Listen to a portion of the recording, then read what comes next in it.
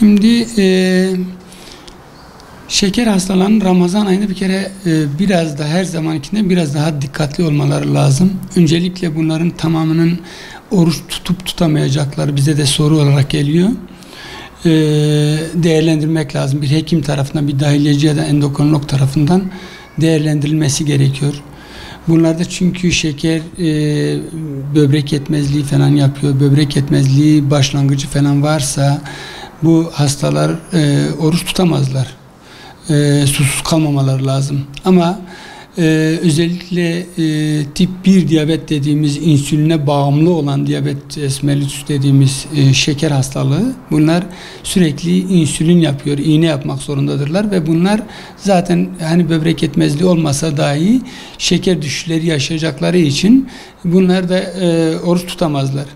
Bunun yanında tip 2 diyabet dediğimiz erişkin tipi diyabette bunlarda da insülin kullanan varsa ki bunların içinde bir kısmı insülin kullanmak zorunda kalabiliyor. İnsülin kullanmak zorunda olanlar yine oruç tutamazlar. Çünkü insüline bağımlı şeker düşüşlerini çokça yaşayabilirler. Ancak oral antidiyabetik ağızdan haplarla şekeri kontrol altında olanlar, eğer böbrek fonksiyonları normal ise bunlar oruç tutabilirler.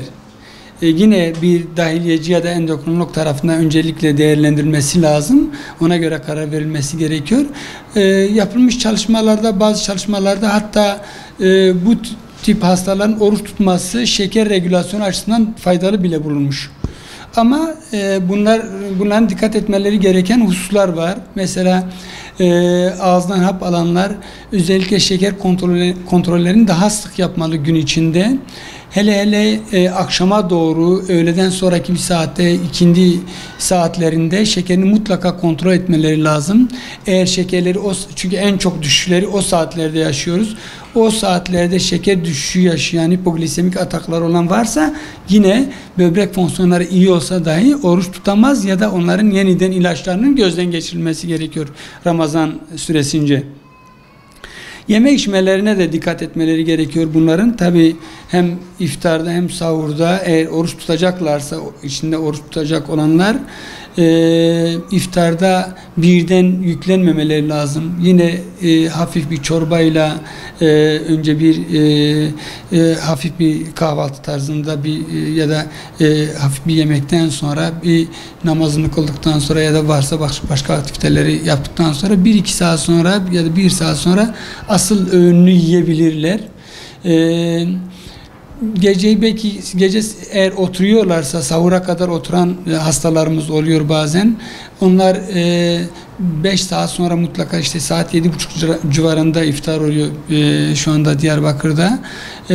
Saat 12 civarında yine bir öğün almalarını, çok ağır olmasa da bir öğün almalarını ve sahurda 3-3.30 civarında sahurda mutlaka sahurlarını yapmalarını öneririz ama bütün bu öğünlerde mutlaka yine yiyeceklerine dikkat edecek. Fazla tatlıdan kaçınacaklar. Glisemik endeksi yüksek olan gıdalar, yani şeker içeriği yüksek olan gıdalardan kaçınacaklar.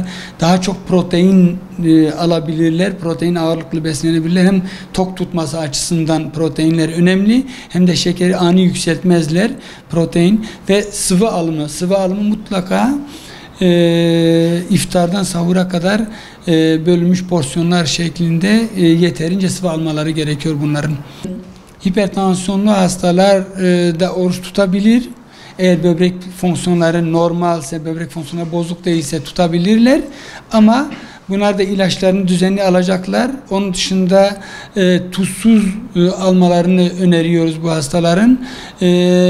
Yeterince sıvı almalarını yine öneriyoruz. Çünkü böbrek fonksiyonlarını koruma açısından sıvı çok önemli. Hipertansiyona bir kere ilaçlarını yine düzenli alacaklar. Mesela sabah ilaç alıyorsa bunu sahurda alacaklar. Şimdiye kadar sabah alıyorlardıysa sahurda alacaklar bundan sonra. Akşam alıyorlarsa yine işte iftardan sonra alacaklar. İlaç alımını aksatmayacaklar bir kere. O önemli. Onun dışında da tuzsuz, özellikle tuzsuz gıdalarla beslenecekler. Tuzdan sakınacaklar.